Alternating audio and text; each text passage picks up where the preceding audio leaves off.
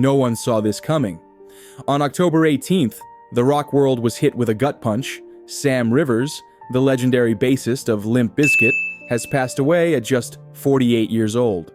The band broke the news in a heartbreaking Instagram post, calling Sam their heartbeat, the soul beneath every song. They didn't reveal a cause of death, which only deepened the shock. For fans who grew up with his heavy bass lines shaking arenas, the news felt surreal, almost like the soundtrack of their youth suddenly went quiet. Tributes started pouring in within minutes. Longtime followers, musicians, and even casual listeners flooded social media, sharing old concert clips, backstage memories, and emotional messages.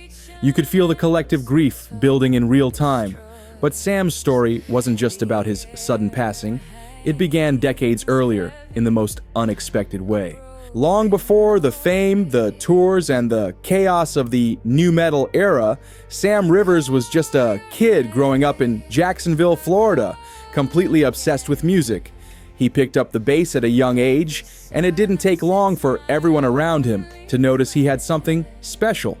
One of the first people to recognize that talent was John Otto, the future drummer of Limp Bizkit.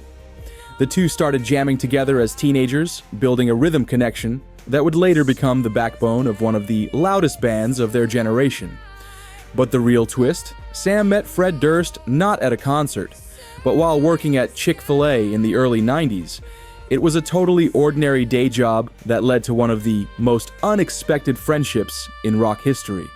Between serving chicken sandwiches and wiping down counters, a musical spark formed that would change their lives forever. Their shared vision for something raw, aggressive, and different brought them together, even before they had a name, a stage, or a fan base. And it wasn't long before that vision started to take shape. With their musical chemistry locked in, Sam, John, and Fred decided to turn their late-night jam sessions into something bigger. They officially formed a band, a rough, raw trio that blended heavy guitar riffs with rap vocals and pounding rhythms. It was a sound no one else in their hometown was making at the time. Soon after, they brought in two more key players, guitarist Wes Borland, known for his wild stage presence and experimental style, and DJ Lethal, whose turntable skills added that unmistakable hip-hop edge. By 1996, the full Limp Bizkit lineup was complete, and something electric was brewing. They weren't just another garage band. Their shows were loud, chaotic, and unforgettable.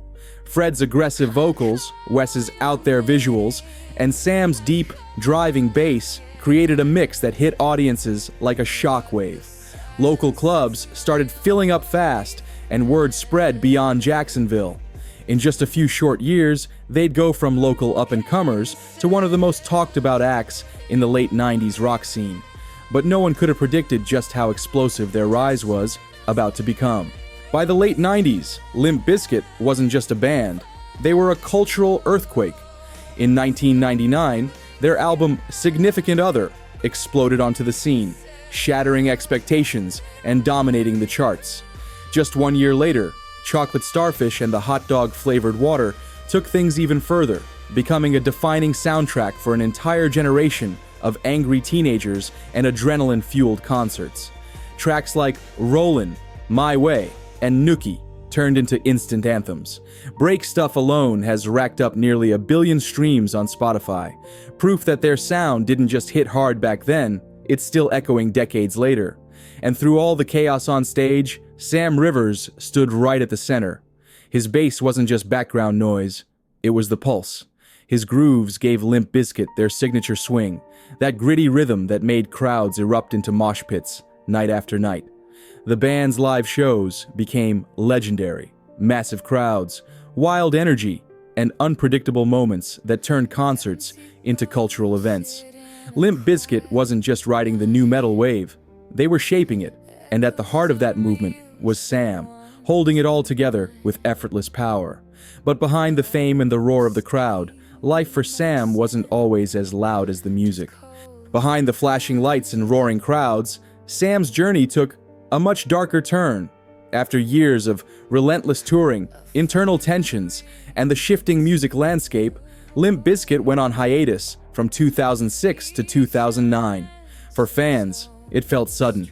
But for the band, the pressure had been building for a long time. When they finally reunited, things seemed to be back on track. Until 2015, when Sam quietly stepped away. At first, the details were scarce. Then, he revealed the truth. Years of heavy drinking had caught up to him, and he was battling a serious liver disease. It wasn't just a career pause. It was a fight for his life. Fans who had grown up idolizing his stage presence were now rallying around him in a very different way. Messages of support flooded in from around the world as he underwent treatment, eventually receiving a liver transplant. It was a rare glimpse behind the wall of fame, a reminder that even the strongest stage personas face real human struggles. For a moment, the music stopped, but Sam's story was far from over. After a long and difficult recovery, Sam made a comeback that no one will ever forget. In 2018, he officially rejoined Limp Bizkit, stepping back onto the stage with a new lease on life. Fans welcomed him with open arms, not just as a musician, but as someone who had stared down his struggles and come back stronger.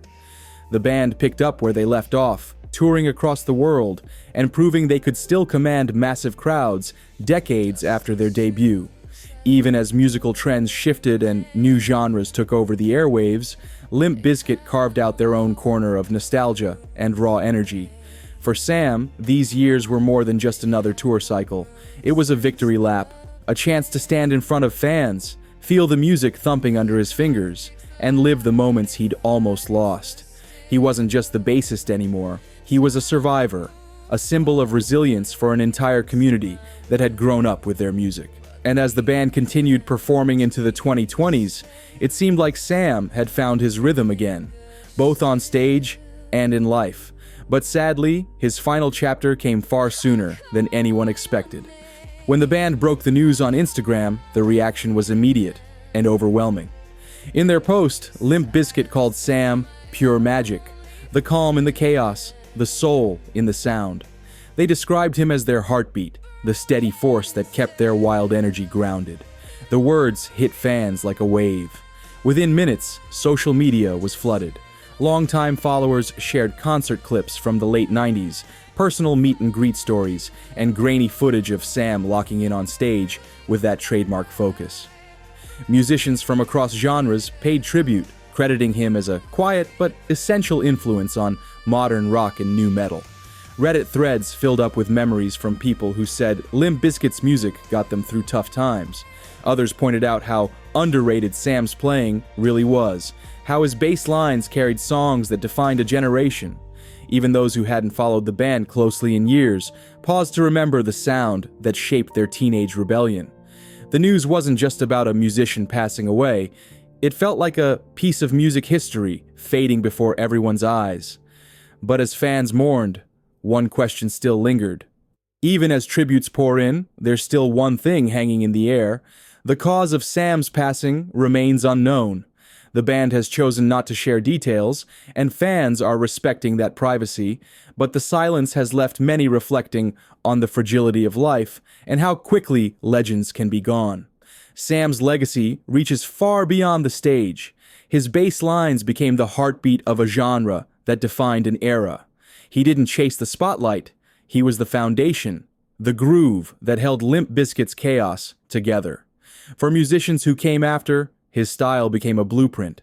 For fans, his sound became a memory etched deep into their lives. Even after his death, the band's message says it all. Your music never ends. And it's true. Every time someone hits play on Break Stuff or feels that bass drop live in an arena, Sam's energy lives on. His story is a reminder that behind every loud anthem is someone whose quiet talent made it unforgettable. The unanswered questions may linger, but one thing is certain: Sam Rivers left a mark that time can't erase.